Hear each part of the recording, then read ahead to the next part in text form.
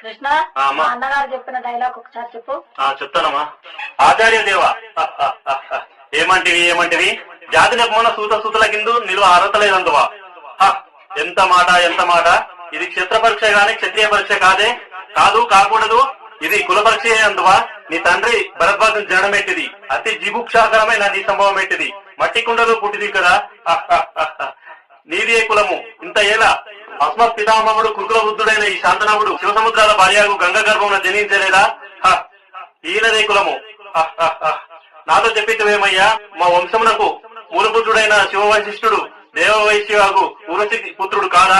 అతడు పంచమి జాతి కన్య అయిన అరుంధతి శక్తిని, ఆ శక్తి చండాలంగానందు పరాశరుని, ఆ పరాశరుడు పల్లె పట్టి అయిన మత్స్య గంధి అందు మా తాత వ్యాసుని, ఆ వ్యాసుడు విధవరాంగైన మా పితామహి అంబికతో మా తండ్రిని, మా పినపితామహి అంబాలికతో మా పినతండ్రి పాండురాజును, మా ఇంటి దాసితో ధర్మ నిర్మాణాచరుడని మీచే కీర్తింపబడుతున్నా ఈ విధుల దేవుని కనలేదా.